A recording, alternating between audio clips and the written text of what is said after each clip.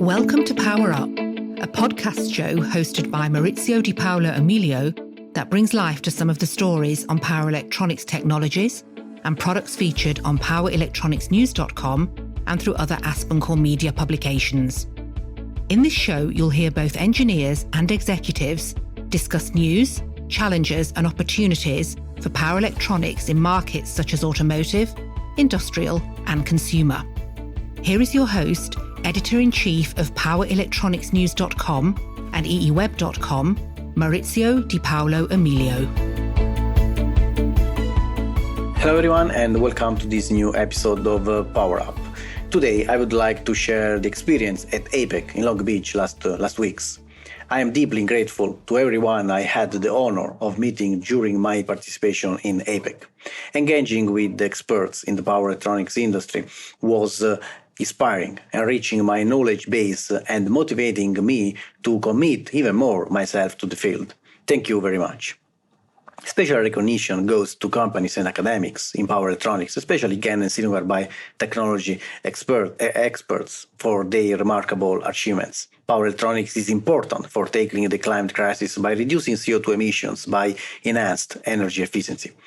GaN and silicon carbide technologies hold great promise for future advancements in power electronics, paving the way for even more efficient and sustainable solutions. In this video, we will analyze two different topics, substrate and applications for wide-bandgap, and we will do this with great speakers of Texas Instruments, EPC, Power Integrations, onsemi, Infineon, and Corvo. Let me introduce the topics and speakers. Enjoy!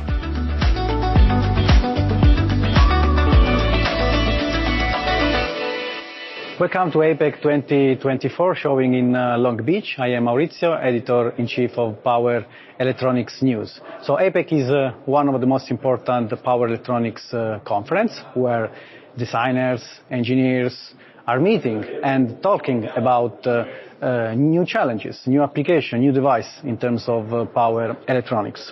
So this video will delve into exciting advancements and application about gallium nitride and silicon carbide wide-bandgap technologies. I will be conducting interviews with 6 speakers, so 3 experts for gallium nitride and 3 experts for silicon carbide. So the topics that we will discuss are substrate and applications markets. So due to the physical constraints, current silicon technology is enabled to provide power products with increased power density, downsizing, and energy conversion efficiency that the market demands in order to address environmental concerns. So significantly efficiency increases are made possible by wide bandgap, such as gallium nitride and silicon carbide.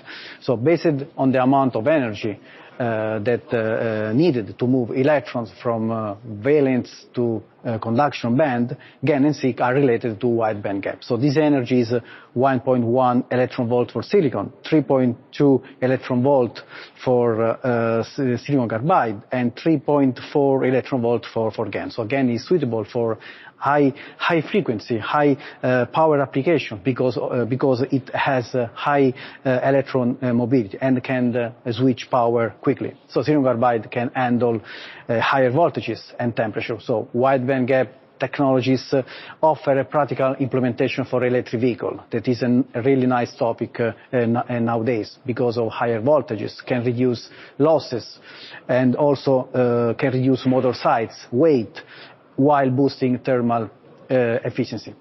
So let me introduce the speakers. Let me start with the GaN and then with the silicon carbide. In terms of GaN, I'm going to interview the following speakers. Robert Taylor, Applications Engineer at Texas Instruments. Michael DeRoy, Vice President of Applications Engineering at EPC.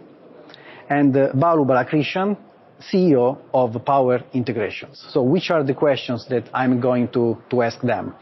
First one, when considering GaN-based power devices, could you elaborate on the significance of the choice of substrate material on device performance, reliability, and manufacturability, and how researchers are addressing substrate-related challenges? Thanks very much. That's a great question. In terms of substrate material, at Texas Instruments, we are using traditional silicon substrates for our GaN devices.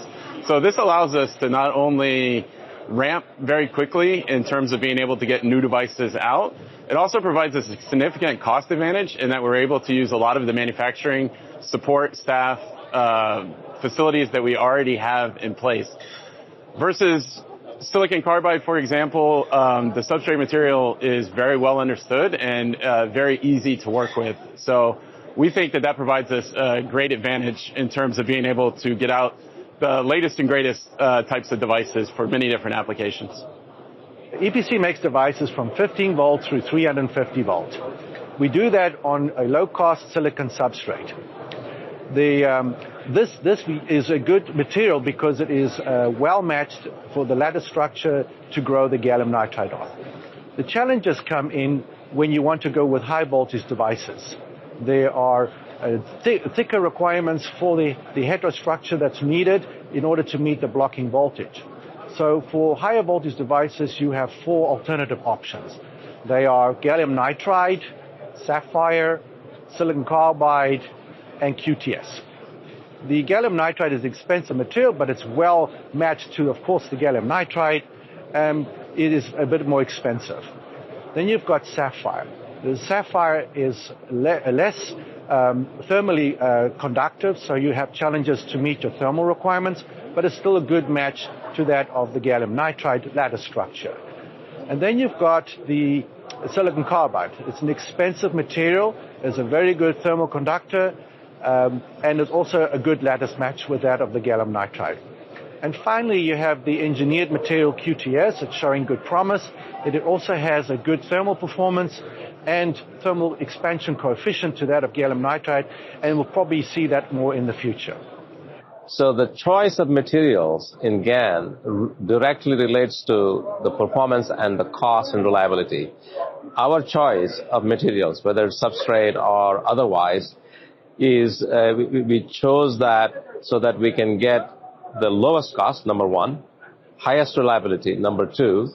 Number three, it has to have very high performance in terms of not only the switching performance, but also in terms of being able to go to higher voltages.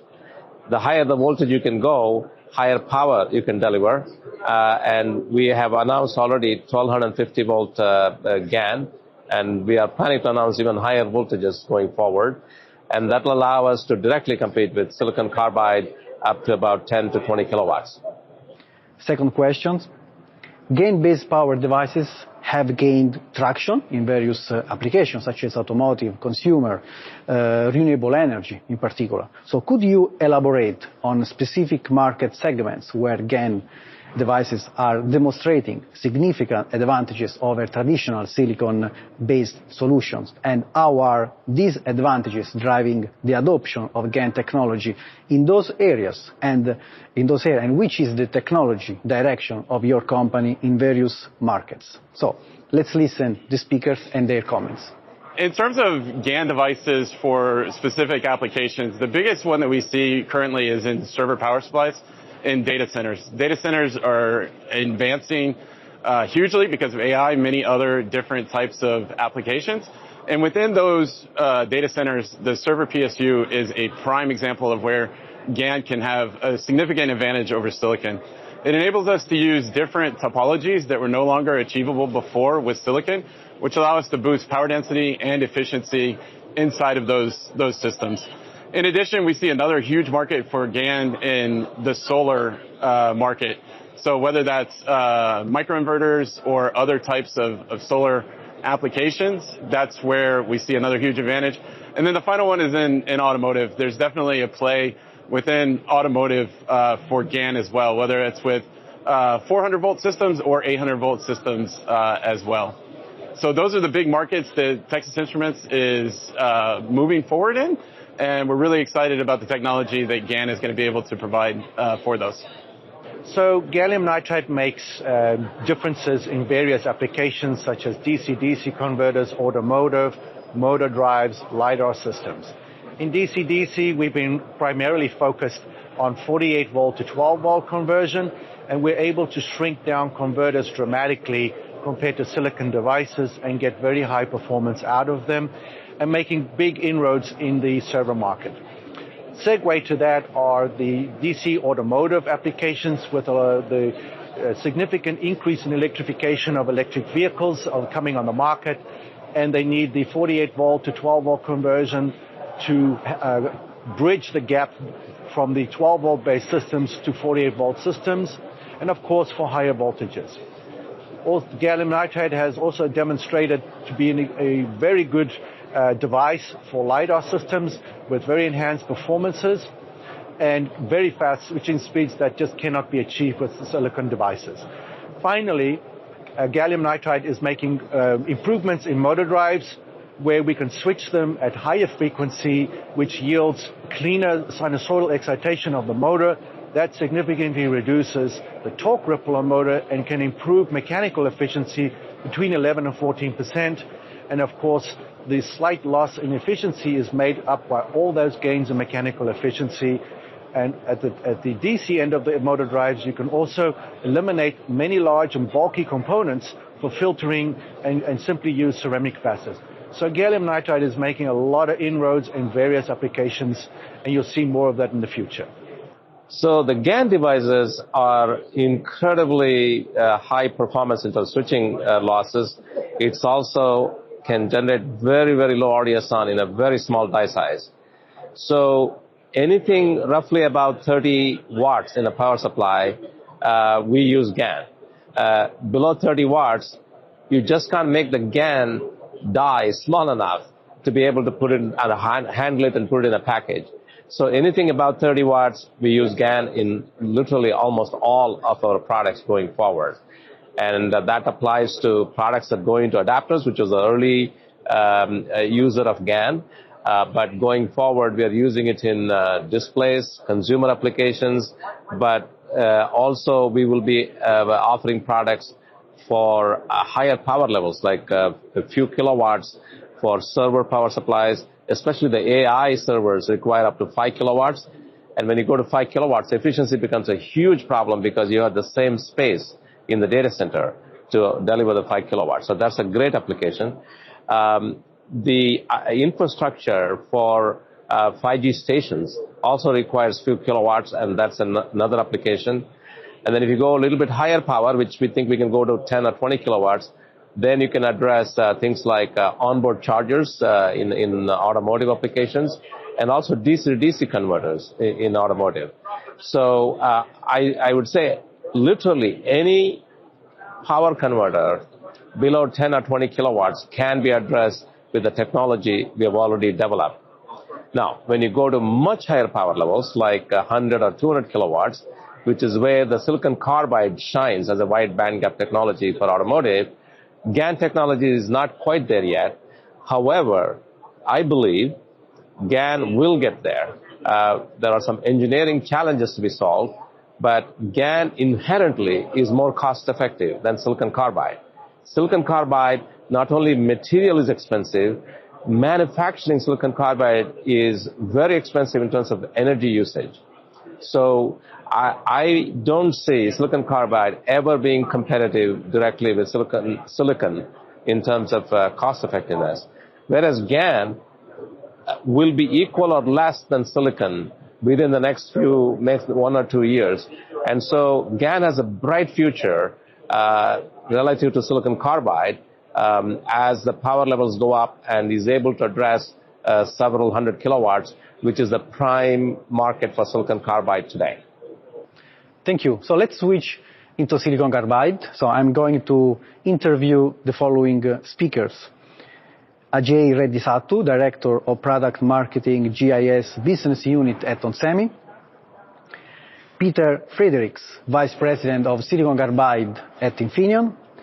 And Ramanan Natarajan, Product Line Marketing for Power Products at Qorvo. So which are the questions that I'm going to ask? First one, with silicon carbide substrates being used in silicon carbide-based power devices, what advancements have been made in substrate quality and manufacturing techniques to improve device performance, reduce defects, and enhance reliability? and what other more developments are needed to optimize substrate properties for future silicon carbide power devices? When you think about silicon carbide reliability and device performance in the context of defects, so there are generally two types of defects, right? So there are killer defects and there are also non-killer defects, right? So from that context and where generally these type of defects originate from, you have to look at both silicon carbide substrate and also the silicon carbide, lapping and polishing, but also silicon carbide AP, right? So these are the three different areas where the defects can originate. Now, the industry has probably resolved many of the killer defects that are generally seen in the substrates and also after AP.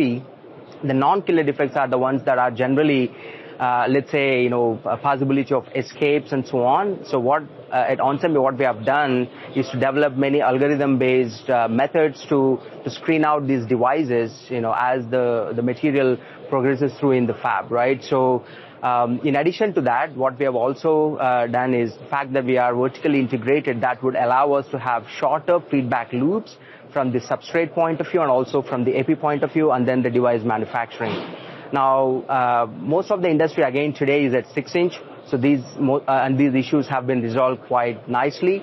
But the challenge for us is as we move from 6-inch to 8-inch, you have to consider some of the same issues, but also the warp and bow of the 8-inch wafers, right? So when you look at from this context, what we have been doing at ON is to continuously have those shorter feedback loops to improve the performance of these devices.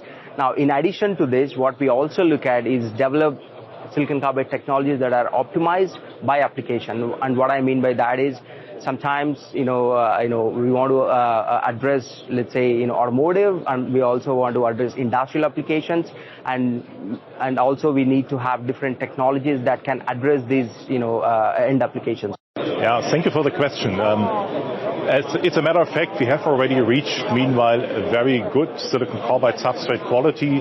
The wafer diameters are compatible with silicon wafer diameters. So we are moving from 150 millimeter to 200 millimeter today. And with the transition to the new wafer diameter, we also see a very good, let's say, status regarding defect density. So we have not to take into account a step back in defect densities as we have experienced it in the previous diameter changes. However, still the material quality is not where we want to have it. There are still a relatively high density of certain critical defects we need to eliminate, where we need to improve. So therefore, one of the key topics for further material improvements is lower defect densities. And the second topic regarding materials is that the mechanical properties of the modern wafers are more or less more silicon-like, meaning better flatness, local thickness variation. These are topics which we need in order to use sophisticated technologies, and this should be the target for the next steps. The second question is, with the increasing demand for high power and high temperature applications, silicon carbide-based power devices have emerged as promising alternatives to silicon devices. Can you discuss specific market sectors or applications where silicon carbide devices are proving to be particularly beneficial and where your company is investing? So let's listen to the speakers and their comments. So in terms of different applications for silicon carbide, again for automotive, it's well understood that the key application areas are for traction inverter, onboard charger, and also for high voltage DC-DC converters. And on the other side, for industrial applications, the key end areas are DC fast charger, UPS, energy storage, and also solar. But when you look at in the context of each of these applications, how onsemi has been optimizing silicon carbide technology, let me give you a few examples, right? So for onboard charger and for high voltage DC-DC converter in automotive, high power density is a must. So obviously, customers would require a technology that is capable of high frequency switching with lower losses, right? So we have developed a switching flavor, what we call in our Gen 3, which is is M3S, and on the traction inverter application, we have developed a technology that is more traction capable, right, or M3T, or a variation of it. Now, similarly, on the industrial side, since most of the applications will require high-frequency switching application anyway, so we have M3S technology that can improve switching performance in UPS, energy storage, ESS, and also in solar. Now, for the motor drive market in industrial, we again can use the traction flavor of the silicon carbide technology that will improve end system performance. Yeah, fortunately, silicon carbide is not any longer focused to selected market segments. Meanwhile, we are supplying different existing markets for power semiconductors and many emerging markets for power semiconductors. In particular, of course, topics like EV charging or solar power conversion, storage applications, so all the applications where power density and high efficiency are extremely important are the ones which have already a very large penetration with silicon carbide. So, of course, we as Infineon focus on that, but we intend to serve all the markets being interested in silicon carbide. And therefore, also recent developments, for instance, in the segment of traction propulsion, in the segment of standard motor drives, servo motor drives, UPS systems, power supplies. So these are all applications which we see as the most important ones for silicon carbide. And of course, new things also will add on solid-state circuit breakers, very interesting application for SiC, and not to forget also applications like aircraft, electrified aircraft, electrified ships, etc. Well, silicon carbide devices have really re-energized the power conversion world, and they're definitely bringing benefits over silicon devices. They switch faster. They're able to provide lower on resistance in the same package and essentially help customers make things more efficient. And different applications are taking advantage of this in different ways. In Qorvo here, we are primarily focused on a broad set of industrial applications, such as battery chargers, battery test equipment, test and measurement equipment, renewable energy applications like solar inverters, energy storage systems, and of course, electric vehicles, charging stations, onboard chargers, and DC to DC converters. And these applications are adopting silicon carbide for a variety of reasons. Data center power supplies want to reduce operational expenses of the data center. Electric vehicle manufacturers want to charge their cars faster and make their vehicles lighter. Renewable energy applications want to be able to run at higher temperatures and have a longer lifetime and higher efficiency with their products. So really, it's a really thrilling time to be in power electronics and power semiconductors, and wide-bandgap devices like silicon carbide are really making the way for the world here. So the wide-bandgap industry is investing substantial resources in developing efficient technologies to drive an energy revolution in a more sustainable and environmentally direction. So the market is going to grow in the next few years. I look forward to new devices and applications. So thank you to the speakers for your time. Thanks a lot for this opportunity, and thank you for listening. That brings us to the end of this episode. Stay tuned with more news and technical aspects about power electronics. If you are listening to this on the podcast page at eetimes.com or powerelectronicsnews.com, links to articles on topics we have discussed are shown on this page. PowerUp is brought to you by AspenCore Media. The host is Maurizio Di Paolo Emilio, and the producer is James Eade.